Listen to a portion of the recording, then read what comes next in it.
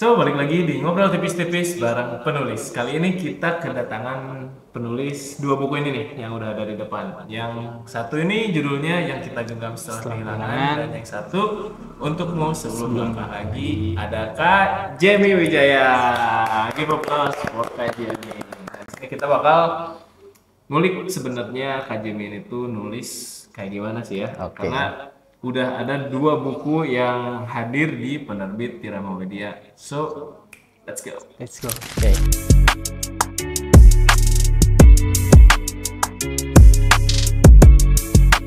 Karena ada pepatah mengatakan tak kenal maka tak Tak sayang. sayang. Oke, jadi kita kenalan dulu nih. Selain jadi seorang penulis, Kak Jamie itu sebenarnya seorang apa nih?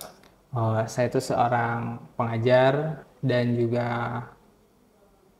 manajer proyek dari beberapa proyek dari kenalan saya di Instagram. Dan saya juga penikmat alam dan kopi. Oke. Nah, multitasking juga nih Kak Betul Jamie. sekali. Udah menjadi seorang penulis. Guru di mana nih? Di pesantren. Oh, di pesantren. SMP. Oke. Kalau pesantren ada jenjangnya nggak sih? Ada Ada. Ada. Ada, tetap ada. Jenjang apa? Ngajar. MTS, SD, setara SMP ya, MTS. Oh, SD sama SMP. Ngajar di bahasa Inggris. Bahasa Inggris dan juga ngaji Quran. Oh, ngajar. Wes. Pertama nulis buku. Berarti karya pertamanya yang mana? Dari penerbit Tirama Media nih. Yang Yang ini kita genggam. yang kita genggam setelah Proses dari menulis buku Kak Jamie, atau jangan dulu ke proses deh, kita ngomongin ke sebenarnya nulis Kak Jamie ini tuh menjadi hobi atau memang dari dulu kayak iseng-iseng nulis kan. Kita tahu lah dari SD kita suka iseng-iseng nggak sih kayak nulis dear diary waktu Iya, SD. benar. Iya nggak sih? Iya, betul. Iya, Ngalamin iya. tuh. Karena apakah dari iseng-iseng nulis waktu SD itu jadi kayaknya jadi penulis deh, atau gimana nih, boleh cerita dong? Kalau dari masa kecil atau remaja mungkin belum kebayang jadi penulis, tapi saya suka direkomendasikan oleh beberapa guru, beberapa teman sekolah, juga teman organisasi di sekolah untuk mengikuti lomba seperti lomba menulis cerpen, lomba menulis puisi. Ya, seperti itu. Berarti dari umur berapa tadi? Tingkat Dari SD. SD, SD SD. udah nulis lomba puisi. menulis puisi. Bagus, bagus. SD nulis puisi. Kamu ngapain waktu SD? Menulis isi hati. Iya, sih. Enggak, tapi kalau misalkan konteksnya untuk dilombain bagus sih, Kak. Kan taunya familiarnya kalau misalkan SD tuh calistung yang memang untuk penulisannya general kan, Iya, kayak gitu. iya. Tapi kalau misalkan lomba SD puisi, wah itu udah keren banget sih. Iya sih, karena SD tuh biasanya kita masih ibaratnya hitung-hitungan aja baru Betul satu tambah banget. satu nih. Iya, Belum jadi- masuk ke akar pangkat Betul. ini. Kak Jamie ini udah ikut lomba puisi. Karyanya yang pertama. Keren banget. Apa coba? Karya pertama di puisi. Karya Masih inget pertama nggak? di puisi Judulnya apa? tentang nenekku di pelupuk haru. Waduh, Weh, judulnya. udah berat banget juga judulnya ya. SD udah SD. bikin judulnya apa tadi? Nenekku Nenekku di di pelupuk Di pelupuk haru haru. Berarti itu menceritakan tentang nenek yang ada di sebuah keharuan saya gitu. Jadi nenek itu bisa saya kenang lewat puisi. Oke. jadi memang menceritakan ya apakah apa emang barang nenek dari kecil? Kak, langsung ngambil dulu. Cukup ada memori yang apa ya, bisa dikenang tentang nenek gitu. Cukup dekat lah. Oke. Nah, jarang banget gak sih kalau dari SD udah bikin kayak aku SD masih ngapain ya SD? Ini udah Masih main layangan. Masih main layangan, masih main kelereng. Betul. KJB ini udah bisa ikutan lomba dan juara. Juara harapan 3 sih. Harapan tiga udah keren dong. Itu udah juara masuk harapan portofolio tiga ya, tingkat dapat. SD yang kita masih bocah ingusan. BTW nih kan udah jauh nih udah ngomongin puisi. Sebenarnya KJB itu orang mana sih? Sebenarnya lahir di Majalengka, tapi sempat pindah-pindah kota gitu. Nomaden. Ya, nomaden ya untuk bekerja ada, untuk mencari ilmu, mencari pengalaman juga ada. Tapi sekarang profesi tetap dari KJM atau profesinya menjadi seorang penulis atau hobi penulis ini tuh sebagai profesi atau menjadi hobi aja nih, sekedar hobi. Sekarang sih mungkin sudah dua-duanya ya. Oh, oke. Menulis sebagai hobi, juga menulis sebagai profesi gitu. Karena mungkin udah beberapa buku yang artinya setiap ada perjanjian karya itu kan udah dikukuhkan bahwa Jaime Wijaya adalah seorang pengarang. Itu kan sudah masuk profesi mungkin ya. Iya, betul. Itu seperti itu.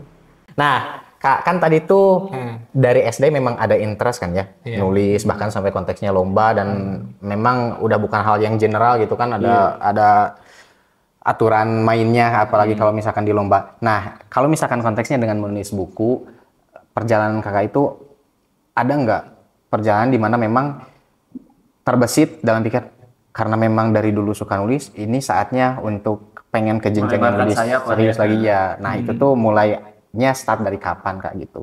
Oh, itu oke. Untuk itu startnya dimulai dari ketika saya lulus SMK ya. Dari situ dulu deh. Dari ketika saya lulus SMK, saya bekerja dulu. Kemudian setelah bekerja itu saya punya tabungan ya. Tabungan untuk kursus bahasa gitu. Terutama di Pare Kediri, kursus bahasa Inggris. Kediri? Iya. Orang Jawa? Orang mana? Orang Majalengka tapi kursus. Kursus di Kediri emang kampung Inggris. Sangat terkenal. Kediri kan? Iya. Bukan Jawa nama Timur. jalan. Jawa Bukan Timur. jalan ada di Bandung. Kota. Oh iya. Kota Kediri selama 6 bulan, English spesialis namanya. Oke. Nah, di cabangnya BSC waktu itu. Nah, terus juga kebetulan setelah saya mencari tahu ya sebenarnya saya mau ngapain sih gitu. Nah, itu tuh. Nah, itu quarter life crisis atau apalah. Asik. Nah, itu kan saya mencari tahu sebenarnya saya tuh mau jadi apa sih setelah apa ya, mungkin bekerja waktu itu selama setahun lebih atau hampir 2 tahun. Saya ngerasa stuck dan belum kuliah waktu itu, berarti gap year dulu ya. Nah, waktu itu setelah ada tabungan, kursus, kemudian kuliah di salah satu kampus swasta di Kabupaten Indramayu. Nah, di Indramayu dan lalu saya tuh ketika resah itu tuh langsung buka TikTok. TikTok waktu itu saya masih ada TikTok. Nama username-nya adalah @IamHumanOfficial waktu itu. Cuma apa ya? Karena saya fokus kursus dan saya belum siap gitu, jadi saya nulis terus nyicil ketika mau berangkat setelah kerja berangkat mau kursus itu nyicil. Nah, udah ada followers 3.000 kalau waktu itu ya. Terus karena saya bingung mau ngapain lagi gitu di TikTok juga nggak terarah, nulisnya cuma quotes. Nah, terus lalu ke Instagram. Nah, mulai di Instagram kan saya mulai ngebagiin tulisan saya lewat atau posting feed di Instagram, kemudian juga nyambi atau sembari main IG, sembari menulis puisi untuk dikirimkan ke event-event menulis nasional di Instagram, ya kan. Nah, dari situ kemudian saya ketemu beberapa teman penulis yang kemudian dikasih tahu tentang penerbit indie. Nah, setelah di penerbit indie, akhirnya saya ikut seleksi di penerbit lainnya, kayak gitu. Dan sebenarnya apa ya, nggak terfikirkan bahwa itu saya akan menjadi penulis sebenarnya, karena apa ya? Karena mungkin ini ya orang tua mau anaknya jadi apa atau mau apa membantu orang tuanya dan segala macam. Biasanya kan profesi idaman orang tua tuh udahlah masuk PNS. Betul sekali. Di pabrik Bonafit atau apa. Terus udahlah ikutan tes PN atau Polri. Polisi idaman mertua kan. Aduh, berat banget nih. Belum tahu nih royalti penulis berapa. Sekali. Tapi tadi ada yang menarik nih. Akun Instagram pertamanya I Am Human Official. Bukan, akun TikTok. Akun TikTok pertamanya I Am Human Official. Kenapa namanya gitu? Kan apa butuh validasi Enggak, akun ya orang? enggak, apa ya, bukan, sorry, apa ya, I am human official tuh bukan berarti mengakui atau memvalidasi sebenarnya. I am human official tuh manifestasi atau dalam artian lain satu manusia biasa gitu. I am human, saya manusia secara resmi gitu, mau itu apa, mau itu jadi orang, mau itu cuma bekerja, nggak tahu karya, nggak tahu apa gitu. Waktu itu tuh gitu. Itu waktu lulus SMK ya? Iya. Lulus SMK atau udah mulai Udah kerja sih, udah kerja. Ya, itu. udah kerja. berarti udah mulai ya mengalami quarter life crisis. Betul sekali. Ini mau arahnya kemana nih? Karena apalagi seorang ya kita bertiga kan cowok gitu ya. Cowok tuh kan bisa dibilang di pundak kita tuh bukan cuman karir kita doang gitu. Nah, iya Di itu. pundak kita tuh keluarga, Ya, pasangan, kerabat, teman gitu. Jadi semuanya ya gitu lah, jadi cowok lumayan berat. asik. Betul sekali. Betul sekali. Nah, Kak, Boleh. nah, untuk ke selanjutnya nih, kalau misalkan kan melihat buku-bukunya, itu tuh kesusastraannya kuat banget. Pengen spill dong untuk referensinya siapa atau perjalanannya itu seperti apa, Kak? Karena kalau misalkan pas dibaca memang bagus-bagus gitu dan memang untuk si narasinya itu sastra banget lah seperti itu. Gimana tuh, Kak? Mungkin inspirasi mungkin ya. Inspirasinya sebenarnya sebelum menulis buku ini saya sempat membaca buku berjudul Catatan Juang karya Pirsa Besari, kemudian buku-bukunya Boy Chandra, dan di self improvementnya saya membaca bukunya Syahid Muhammad. Syahid Muhammad. Unfinished Goodbye kalau nggak salah ya? Ya, itu yang terbaru sih. Yang terbaru. Ini di spill. Gitu. Kita ngomongin referensi kan? Iya, referensi. Ya, mungkin dari situ karena saya suka tulisan-tulisan semacam senandika, gitu, kutipan-kutipan pendek. Kemudian saya juga terpikirkan bahwa mungkin saya dibentuk dari apa yang saya baca gitu ya. Ya jadilah ada mungkin ada apa ya? Ada gebrakan? Bukan. Ada ciri khasnya terbentuk dan apa mungkin yaitu timbullah dari mana istilah kesusastraannya timbul gitu. Mungkin. Jadi referensinya memang kayaknya setiap penulis tuh referensi tuh wajib ya. Iya, betul sekali. Tapi kalau misalnya kita banyak referensi nih, terus karakter kita dibentuk oleh referensi yang kita baca, atau kita bisa ini sebagai referensi doang, tapi kita punya karakter yang kuat sendiri gitu. Oke. Menurut saya sih referensi itu menjadi opsi kedua akhirnya ketika menulis. Karena kan kita para penulis mungkin ya izin untuk para penulis pastinya ketika setelah membaca bukunya Boy Chandra, bukunya Pirsa Besari, bukunya Syahid Muhammad atau penulis lainnya, pasti mereka setelah membaca ada apa yang ditulis tuh terpengaruh oleh apa yang mereka baca. Tetapi akhirnya mereka merasa gitu, penulis merasa bahwa ini karakter saya, jadi saya bisa mengambil berapa persen dari gaya menulisnya Boy Chandra, berapa persen mengambil gaya menulisnya Pirsa Besari, dan kemudian Syahid Muhammad dan lainnya. Seperti itu.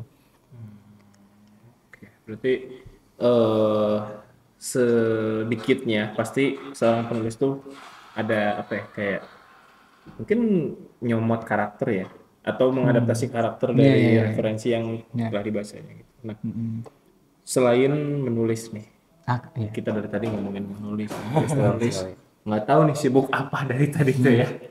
Selama kesibukan di lain kesibukannya menulis gitu, selain mengajar sekarang tadi, ada tadi yang jadi project manager itu ya. Nah, itu jadi bagian apa ya, bisa dibilang salah satu mendapatkan inspirasi untuk menulis keluh kesahnya nih kan, keluh kesah menulis dari profesi kan biasanya kita ngerasain kayak, aduh ini lagi mumet kayak tulis dikit. Nyicil-nyicil gitu ya. Apakah bisa jadi kayak gitu atau gimana? Mungkin ada ya di buku ini nih ada beberapa yang masuk ke keresahan tentang langkah, kan bisa langkah untuk bekerja, kayak berkarir atau mungkin membangun relasi dan sebagainya gitu. Mungkin seperti itu. Jadi dua buku ini tuh sebenarnya pure percintaan atau Nah, ya gimana itu nih? kita bedah Buku deh ini nih. tipis-tipis nih. Atau yang satu emang pure percintaan, kalau ini yang lebih kompleksnya. Oke. Sebenarnya yang ini pure percintaan. Wih, asik nih. Pure percintaan yang nggak hanya sebatas pacaran sih sebenarnya ini. Ini kan ada di beberapa halaman, mungkin kalau nggak salah ada di halaman pertengahan. Di halaman pertengahan ini membahas juga tentang pengenalan kepada orang lain. Akhirnya ternyata nggak jadi tunangan, nggak jadi, itu nggak enak tuh, ada di halaman tengah gitu ya. Itu jadi, pengalaman pribadi atau gimana? Ya ada beberapa persen, ada juga enggak. Makanya ada. Doinya udah ngeliat itu. Side eye gitu ya. Berarti yang di bab yang pertengahan ini tuh ada ngejelasin apa? Kayak cerita tentang yang tadi.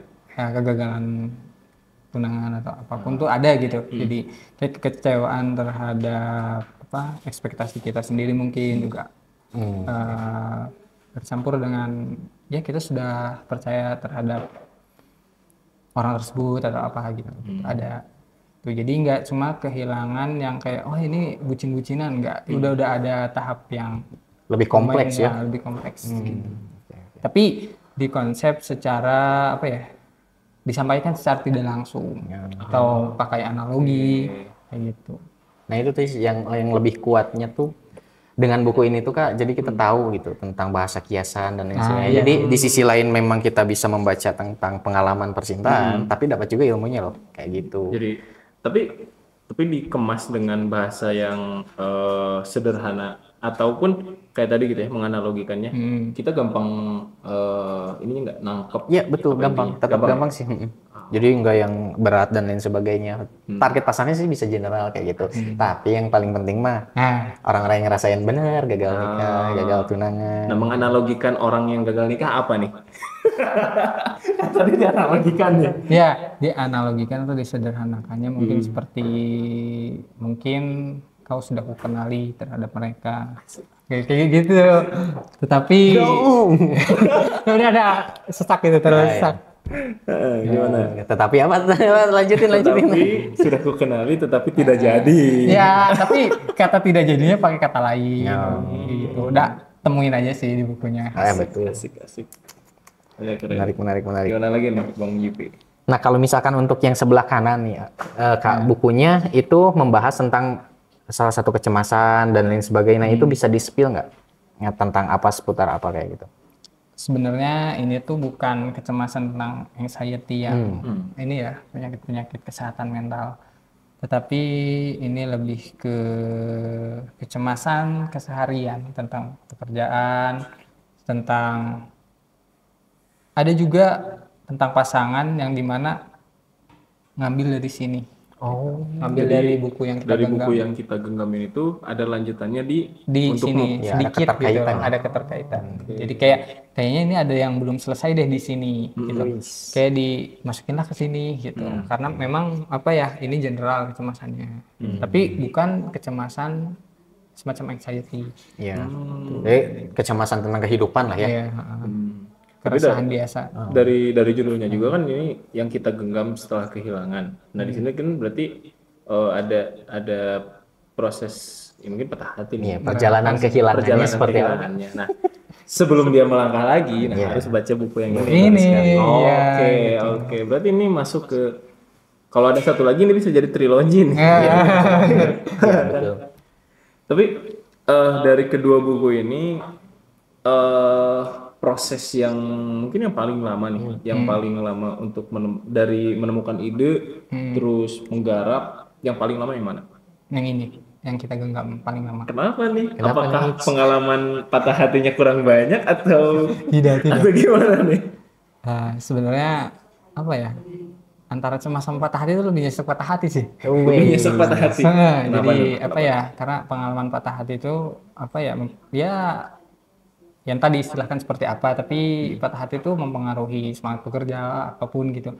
Jadi prosesnya tuh harus benar-benar lukanya tuh cukup agak kering dulu gitu. Gitu. Jadi triggernya dihilangin dulu. Harus melewati fase-fase peralihan dulu gitu.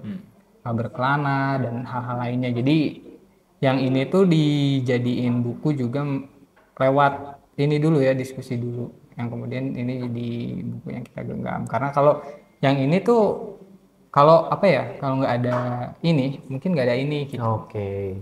Jadi tetap ya ada terkaitannya, ada sangkut pautnya, dan yang paling penting buku ini menjelaskan tentang apa yang kita genggam setelah kehilangan. Nah, Kak, kalau misalkan untuk tipsnya bisa merelakan kehilangan Tapi sebelumnya.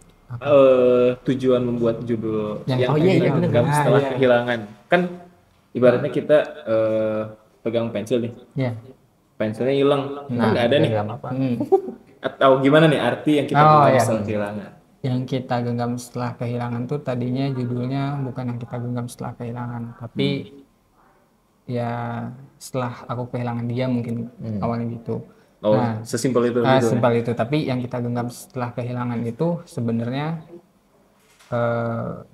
ingin menyampaikan bahwa ini tuh tentang ketabahan gitu, kesabaran gitu. Jadi yang kita genggam setelah kehilangan tuh setelah kehilangan itu kita dapetin apa, menggenggam apa, atau apa sih hikmah yang bisa diambil kayak gitu. Jadi yang kita genggam setelah kehilangan itu dibalik semua luka gitu, dibalik seluas luka yang ada itu kita masih bisa dapat satu titik harapan gitu, harapan untuk tumbuh lebih baik kayak gitu. Oke, berarti di sini lebih ngomongin kita udah nggak punya apa-apa nih, terus ya udah kita ikhlas aja. Ikhlas, tapi di balik ikhlas itu kita pasti mendapatkan sesuatu kok gitu. Nah, itu entah itu mungkin lebih kuat ketika menghadapi pasangan yang lain atau apapun. Ya kita bisa bilang ikhlas tapi dibaliknya ya gedek lah. Karena kan Sebenarnya bukan ikhlas sih Kak, Apa? rela gitu. rela. Iya. Oh, rela dengan ikhlas lebih apa nih? Ikhlas itu rumit. Ikhlas itu rumit ya sih. Ya, Kayak mencoba merelakan gitu sebenarnya, bukan mengikhlaskan. Kan di situnya kita tentang harapan, kecewa dan merelakan kan. karena mungkin kita bisa ngerelain uang 1.000 hilang. Ya udah nggak apa-apa hilang, tapi ikhlas nggak ya? Gitu. Iya betul sih. Iya sih ada gitunya tapi. Oke. Tapi setelah itu mungkin akan diganti gitu kan. Kayak gitu. Tapi tadi nih sebelum ya udah ikutan lomba nih waktu apa lulus terus baru ngalamin quarter life crisis nih. Tapi kenapa tiba-tiba ngajar di madrasah? Nah, saya pesantren? ada background pesantren. SMK-nya? SMK deh. SMP MAK ya? ada sih. SMP ada MTS itu kan apa ya? Sekolah yang lingkungan di pesantrennya emang satu yayasan pesantren tapi mungkin ya tidak mondok secara tetap ya. Nah, kemudian pas SMK ada ini mondok gitu, pengen mondok gitu. Oh, jadi SMK-nya tuh SMK-nya negeri, tapi sambil mondok. kok bisa? Bisa. Jadi Iya. ada. Jadi saya tuh SMK negerinya udah semester 1. Nah, terus kemudian pengen mondok. Nah, di semester 1 tuh bisa. Tapi kalau emang dia apa ya? Siswa tersebut emang dari sananya di pesantren langsung dari SMP kemudian SMK atau MA gitu, itu tuh pasti ya di sekitar situ sekolahnya di pesantren itu. Tapi kalau dari luar kemudian pengen mondok bisa. Jadi udah di setting, oh saya udah pengen sekolah SMK nih, tiba-tiba pas SMK saya pengen pesantren gitu. Oh, jadi bisa dari sekolah reguler masuk ke pesantren gitu? Tapi karena ada background MTS sih sebenarnya itu menguatkan sekolahnya tuh. Jadi sebelum SMK kan saya MTS yang yayasan pesantren tapi beda yayasan sama yang itu. Jadi masih bisa gitu. Jadi beres SMK langsung ngajar di pesantren. Ternyata penulis kita seorang Agamis. muslim yang baik. Oh, bagus sekali. Tidak. Lanjut nih. Nah, kalau misalkan untuk tips menulis nih, kan kalau misalkan Iya sih. dulu kan punya pengalaman nih saya kalau nulis, mau tugas, esai dan lain sebagainya, bahkan skripsi yang paling males serius. Males, Bab konsistensinya itu tuh yang paling susah. Iya. Nah, gimana sih Kak untuk tipsnya kita bisa lebih konsisten, bersabar dalam menulis itu seperti apa sih? Bersabar dalam menulis. Sebenarnya Tips menulis biar konsisten. tips biar konsisten adalah tidak banyak aturan tidak banyak menaruh ekspektasi untuk menulis sebenarnya. Jadi saya menulis itu tidak harus lewat laptop gitu, tidak harus saya duduk kemudian menulis dari pagi sampai sore gitu, tapi menulis itu bisa lewat kertas, bisa lewat notes HP, yang penting kita ada keinginan menulis. Setelah membaca tuh bisa membaca buku, membaca pengalaman, membaca situasi dunia gitu. Nah, kemudian dipikirkan kan, dipertimbangkan, lalu dituangkan. Dan tetap sama ya, menurut saya tips konsistennya itu tidak terpaku menulis harus benar-benar fokus menulis, tetapi kalau bisa ada kesempatan menulislah gitu. Okay. Ada kesempatan setelah memahami kejadian, menulislah. Jadi kayak gitu. Jadi yang tadi memahami kejadian, misal nih lagi di jalan terus apalagi pakai transportasi umum lah ya, itu yang lebih paling simpelnya. Pakai transportasi umum, kayak misalnya lihat dia ada anak bareng emaknya gimana, terus kayak tiba-tiba spontan gitu. Kayaknya puisi apa sih, kayak ungkapan di tulisan itu harusnya gimana sih, atau ini bagus nih buat dijadiin alur cerita. Coba gitu. Dijadiin alur cerita, atau kayaknya jadi sepatah dua patah kata dulu deh diterusin kayak gitu. Jadi kita dapat dulu baratnya anak dan mamah gitu ya judulnya teh. Ntar dilanjut misal udah dapat inspirasi lagi nyata pas di rumah, atau pas lagi lebih nyantai gitu. Lebih nyantai, atau kejadian lain yang justru bisa bisa menguatkan cerita awal yang didapat gitu, atau gambaran awal yang didapat bisa. Jadi inspirasi nulisnya tuh emang kayak kita harus cepet lah ya. Iya betul sih. Terus emang kalau misalkan kita nunggu dan nyari momentum itu emang susah kan ya. Jadi kalau misalkan menulis tuh yang dikatakan sama Kak Jami, intinya setiap ada momen, dan kalau misalkan ada hal yang insidental dan dimana kita tuh ternyata tiba-tiba terlihat gitu ada ide, ada inspirasi karena melihat kejadian itu, langsung ditulis, langsung dicatat, apapun medianya seperti itu ya. Mau HP, mau buku, kalau misalkan ya kita cuman ada notes juga ya tulis aja, yang dimana nanti ya bisa terakumulasi, bisa terkumpulkan, yang nantinya bisa kita review kembali gitu untuk kata-katanya yang tepat seperti apa gitu sih. Jadi intinya niat. Betul. Iya, yang pertama memang.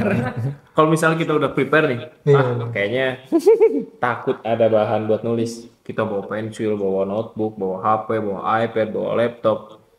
Ya males. Cuma kan harus dilawan sih. Harus dilawan banget gitu. Dan tapi dari basic KJMI ini tuh berarti sebagai sekarang udah lulus kuliah berarti kan? Udah lulus kuliah, ambil jurusan pendidikan bahasa Inggris. Sama dong? Ya, we are SPRI. So let's talk about this book gitu. Ikhlas. PD, sarjana percaya diri.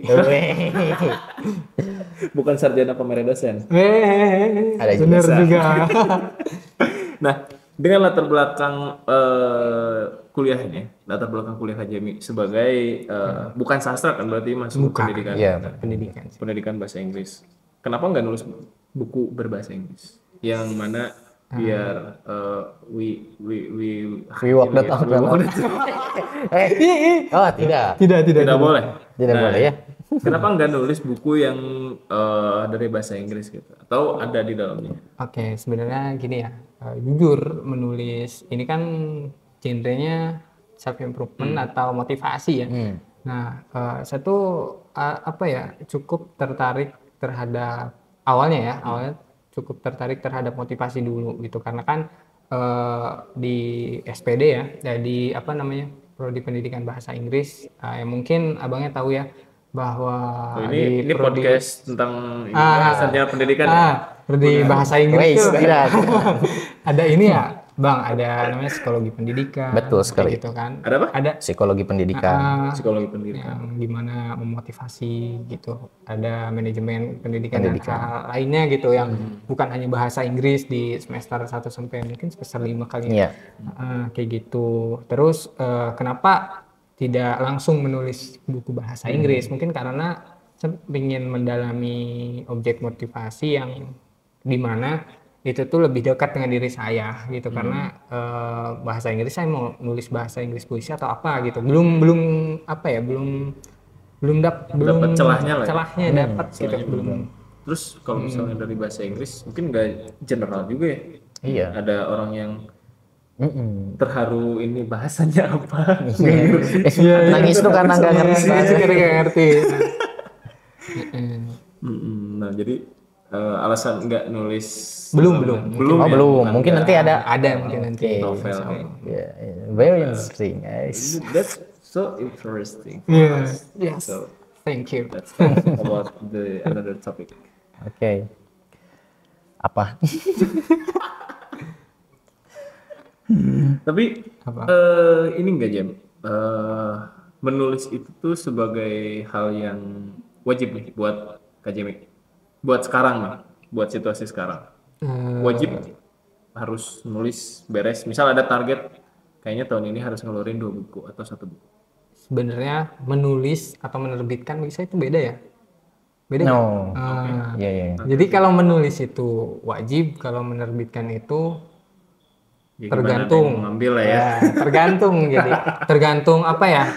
Masih apa? Tergantung saya mau menerbitkan buku apa dulu gitu. Jadi banyak pertimbangan kalau menulis. Tapi kalau menulis menurut saya baik itu journaling, baik itu karya, baik itu meluapkan keresahan, itu tetap menulis. Iya sih. Jadi Apalagi kalau misalkan untuk menulis, untuk pendidikan ya, yoi. Oke. Membahas tentang bahasa nih. Kan tingkatan tersulit itu emang menulis, Kak. Tingkatan tersulit itu memang menulis. YPPA ini tuh yang pendidikan-pendidikan tadi. Yoi, enggak sih. General sih. Kalau misalkan kita kan ada peribahasa seperti ini, kalau bicara kita mau bagus berarti mendengarkan kita harus banyak. Kalau menulis kita harus mau bagus berarti membaca kita juga harus banyak, mendengarkan kita juga harus banyak, seperti itu. Intinya si output terlebih dahulu, karena memang tingkatan paling sulit dalam berbahasa itu adalah berbicara dan juga menulis sih. Apalagi kan menulis strukturnya harus dijelasin ya, seperti itu. Nah, ini yang pendidikan-pendidikan aja ya berarti. enggak juga sih. Emang Soalnya kalau misalkan, gitu kan ya? kalau misalkan kita banyak membaca, banyak mendengarkan, otomatis kan tutur bahasa kita saat dibicarakan dan tutur bahasa kita saat dituliskan itu bisa lebih baik lah, seperti itu. Sehingga kita mengutarakan perasaan ke orang lain pun ya bisa lebih proper lah. Yoi, kok kamu puitis banget sih? Iya. Nanti keluarnya. Seperti itu sih. Kayaknya yang pendidikan bahasa Indonesia dan bahasa Inggris jago lah ya. Kalau dalam menjaring perempuan. Tidak. ngelobi lah ya. Iya, melobi sih, karena memang ya kita punya skill soft skill. menulis. Seperti Berarti itu. kayaknya kedua orang ini nih yang mungkin typing cowok bagus. Yes, betul sekali. Good boy. KJMI sih karena portofolionya banyak. Nah, Seperti itu. bukunya bukan cuma 2 ini juga, Iya, betul. ada beberapa karya lain yang di luar dari penerbit kita juga ya. Berarti total dari buku yang udah diterbitkan KJMI berapa? 8. 8? 8. Iya. Kita baru 2, sisanya lagi 6. Harusnya 6 di sini, 2 di luar. Ya baru ini baru tahu jalannya gitu. Nah, berarti next project nih, Kak. Ada next project. Ya mungkin dari Kayak di Instagram sering spill soalnya. Spill tipis-tipis lah Sering untuk bucin soalnya. apakah nanti genrenya akan romance Iya. atau perjalanan hidupnya itu tentang yang kebahagiaan atau apa gitu. Nah, bolehlah di spill. di spill kan? Iya, project kedepannya lah, next projectnya. Judul nggak usah Iya, nggak usah, tipis-tipis saja. Cuman tema lah. Ada project apa Ada proyek apa mungkin dari karya 1 sampai 8 kan ini ya sedih gitu kan. Nah mungkin di selanjutnya akan memikirkan atau mempertimbangkan karya yang agak bahagia. Yes. Ya, gitu. Agak bahagia gitu. Ini based on pengalaman Experience pribadi dong. Pengalaman pribadi mungkin 30-40% dan selebihnya mungkin ada Pengalaman teman-teman iya. ada teman-teman di Instagram itu masih Instagram atau masih temen yang mana? masih ini ya. Dipantau loh itu tuh, dipantau. Iya, banyak lah pokoknya gitu. Oh, jadi dalam menulis buku yang udah ini aja nih, ini tuh memang pure dari pengalaman pribadi atau misalnya ada orang yang jam aku tuh lagi kayak gini atau enggak di Instagram, Kak tulisan kakak bikin aku kayak gini, kayaknya gini atau gimana nih? Sebenarnya berawal dari feed Instagram yang rame-rame waktu itu ya. Kakak tuh biasa bahas ini ya patah hati kayak gitu. Coba deh aku kasih masukan deh ke naskah kakak. Nah, masuk sini ada beberapa. Masuk ada yang di sini. Jadi kaitin aja gitu, dikorelasikan. Gitu. Tapi ngorek-ngorek pengalaman orang lain ada nggak? Atau enggak? Ada. Misal tiba-tiba ente curhat. Terus langsung Curhatannya ditulis. orang jadiin buku aja nih. Tapi emang persetujuan ada. Ada. Nggak langsung nyomot Enggak tanpa sih. bilang, ntar pas ente baca, Waduh, ini mah kisah aku. Enggak diobrolin dulu. Ini kayaknya bagus sih dibukuin enggak gitu. Tuh, katanya oke lah gitu. Sip. Ini cerita kamu bagus nih, soalnya kamu apes banget ya. Enggak. Oh, bener ada ide kayak gitu. Karena kisah cinta kamu tuh apes banget ya. Jadi aku tulis Ya, membahasakannya bukan apes ya. menjual. Jadi apa ya, kisah cinta kamu tuh sangat dalam banget sih. Nice. dalam apa sedihnya? Nah, iya, sangat apa ya, sampai palung banget sih sakitnya. Nice. Jadi ya ngelihat kisah cinta orang lain yang happy ataupun yang sad ending tuh malah jadi inspirasi ya, bukan jadi iba. Iba. Terus ya akhirnya kan gak apa-apa deh dia gitu. Iya nulis. Sebenarnya ketawa dulu sih. Ketawa dulu, Iba baru. Jadi kayaknya jangan terlalu oversharing deh. Sini jangan jadi buku. Nanti langsung dijadiin buku. Takutnya masuk next project yang ini gitu. Dan dari perjalanan menerbitkan buku ini nih, pasti ngalamin writer's block dong. Oke. Ngalamin writer's block. Biasanya buat ngatasin writer's blocknya, Kak Jamie gimana? Sebenarnya apa ya? Jujur sih buku ini cukup writer's block lah. Writer's block ya. Saya mengatasinya dengan awalnya harus gini dulu ya. Harus tahu tema yang mau dibahas dulu apa. Kalau udah tahu temanya, kemudian apa namanya, outline-nya tahu, sebenarnya apa ya, nggak akan terlalu writer's block yang kehabisan ide, tapi mungkin writer's blocknya lebih ke apa ya, lebih ke ya udah lagi nggak bisa nulis gitu. Ngalamin.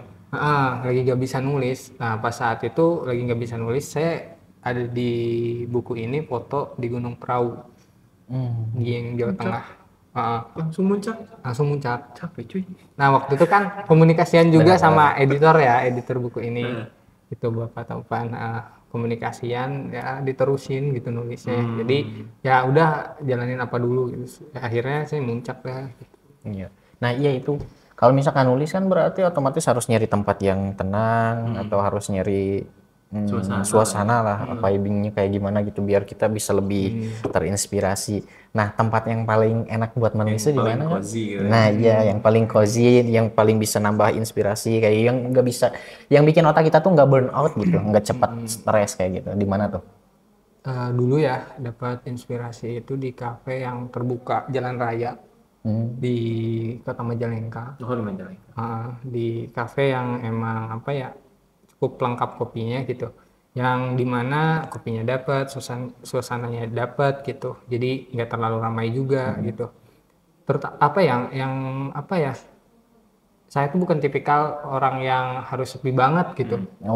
Tapi yang sekiranya suasananya nyaman nih gitu. Terus ngelihat situasi tuh kayak apa ya, ngebuat semangat gitu. Mungkin moodnya naik gitu. Ya kan ada sih orang yang emang pengen nulis atau ngerjain tugas bahkan pengen yang hening banget tapi di tempat umum, tapi kakak emang nggak terlalu ke distract ya dengan hal kayak gitu. Biasanya kan aku aja dulu pas lagi ngerjain skripsi atau tugas tuh malam, tengah malam yang emang orang-orang rumah udah tidur, terus suasana di sekitar rumah juga udah sunyi gitu. Tapi saya nyetel musik kenceng. Gitu. Karena kan kayak kalau misalnya di kamar berisik, di luar berisik kan itu ini ya kayak malah beradu nih suaranya. Tapi kalau udah di luar udah sepi, udah play musik, udah musik aja gitu di kamar tuh. Soalnya kan kalau misalnya dengerin musik nggak terlalu ke distract karena memang terstruktur dan ada nadanya. Jadi kita bisa lebih fokus. Kalau misalnya ngedengerin orang ngomong kan kemana-mana ya. Kayak malah jadi ketulis. Jadi ketulis kan. Tapi kalau untuk meminimalisir itu ya, mungkin saya sih ketika ada di kafe itu gitu ya, yang nggak spesifik banget. Tapi ketika ramai, saya langsung headset atau apa namanya yang ear tips segala macam itulah alat mendengarkan. Nah itu saya setel musik instrumental, mungkin kakak tahu ya. Enggak sih, ada di YouTube piano. Bener. Iya. Kayak gitu. Untuk apa ya? Tidak terlalu terdistraksi. Karena ya kita tuh sedang ngerjain apa gitu ya, misalnya lagi nulis, terus banyak suara-suara malah bikin kitanya bisa lupa, bisa malah jadi loncat, malah berisik gitu kan. Mood penulis tuh bisa cepet lah ya berubahnya. Cepet. Iya, berubah cepet.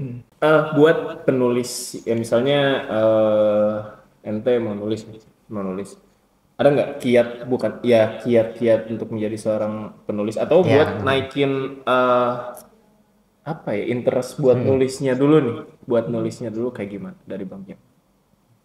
Buat naikin interest buat nulis sebenarnya cari apa yang sekiranya menjadi keresahan teman-teman gitu. Jadi apa ya, nggak harus tulis juga harus langsung bakalan bikin cerita gitu, enggak, bikin kutipan dulu kayak gitu. Dan kemudian banyak membaca ya kan. Terus juga membaca tuh apa ya, buku sangat penting, tapi ada membaca yang lain gitu, situasi pengalaman orang atau apapun. Tapi dari Bang Jam sendiri kayak tren di sosial media nih. Misalnya ada banyak banget kemarin kan lelaki tidak bercerita. Nah kalau misalnya kita ambil tuh jadi sebuah topik di buku, it's okay aja atau jangan itu karena FOMO doang gitu. It's okay aja. Kenapa it's okay? Bukan karena cuma FOMO doang. Sebenarnya itu bagaimana kita mengembangkannya dan mengkonsepkannya, ngemasnya gitu. Jadi lelaki tidak bercerita itu kan, misal penulis A akan menulis lelaki tidak bercerita, mungkin lelaki tidak bercerita versi apa gitu, gitu. Itu juga apa ya sebenarnya, tapi dipertimbangkan juga kalau mau diterbitkan mungkin gitu ya. Jadi kita ambil untuk idenya aja lah ya, jangan sampai kita ketinggalan tren juga, jangan ketinggalan banget, jangan juga FOMO banget. Karena takutnya masa itu aja nih ramai bukunya, karena sekarang tren di sosial media itu emang cepet banget, jadi lumayan capek buat ngikutin. Apalagi yang itu ya, yang tentang self improvement, tentang mental health dan lain sebagainya kan itu banyak ya sekarang, bahkan ya sampai diangkat jadi film dan lain sebagainya seperti itu. Yang tadi dikatakan sama Kak Jemi, berarti kita sebagai penulis tuh harus tahu momentum nih mana yang viral, tapi di sisi lain kita nggak ngilangin sisi originalitas kita gitu lah dalam seorang penulis seperti itu sih. Jadi pintar nyari celah dengan versi kita kayak gitu sih. Jadi pengen nulis nih, asik. Oh berarti nulis juga ini buat yang pendidikan aja nih? Enggak juga. Malah ilmu komunikasi harusnya nulis juga dong. Nulis artikel. Ya apa aja. Iya sih. Pengalaman bikin konten kan apa atau pengalaman bekerja. Ntar lah kita coba jadi jurnalis tempel lah. Betul sekali, bocor Bocor alus. Iya. Satu motivasi buat orang yang baru mau nulis. Tuh, Motivasi dari buat KJW. orang yang baru nulis, menulislah karena dengan menulis jalanmu lebih luas. Kamu tidak harus kemanapun. Mungkin ada itu ya, ada kutipan yang saya lupa sumbernya, tapi ada sumbernya. Tapi menulislah karena menulis akan membawa kamu ke banyak perjalanan tanpa kamu kemana-mana sebenarnya. Tanpa harus kemana-mana, bukumu bisa ada di perpustakaan, bukumu bisa ada di toko buku atau komunitas, tapi lebih dari itu menulislah agar kamu punya teman cerita sih. Mahal, kelas. Nah, jadi karya KJMI ini tuh bisa dibeli di mana aja? Di toko buku Yarama atau di Shopee mungkin Yarama. Di marketplace. Iya marketplace ya. Yarama official shop. Kemudian Gramedia baik offline maupun digital. Ada juga di toko buku Abdi ya, dan toko buku Yarama lainnya seperti Srikandi 4 mungkin ya. Nuansa Aulia mungkin itu teman-teman ya bisa didapatkan. Dan kalau nggak salah kemarin-kemarin ngeliat udah ada di perpus-perpus juga ya. Nah itu udah beberapa tuh. Udah masuk ke perpus ya. Keren. Tapi e-booknya ada nggak nih? E-booknya ada. Ada juga. Jadi E-booknya. Jadi buat teman-teman yang mau bukunya KJMI bisa langsung beli di marketplace Sirama Video Official atau di toko buku Gramedia terdekat. Tapi kalau misalnya pengen buku digitalnya, teman-teman juga bisa download atau beli bukunya di Google Play Books gitu. Atau Gramedia digital gitu. Gramedia digital juga ada. So thank you banget buat KJMI udah mampir ke Iramedia, udah sharing tentang nulis, pengalaman nulis, tentang isi buku, tentang keresahan-keresahan kedua buku ini. Nanti kita bakal ngobrol-ngobrol lagi bareng siapa. So see you next time. Bye bye. Bye bye. Thank you.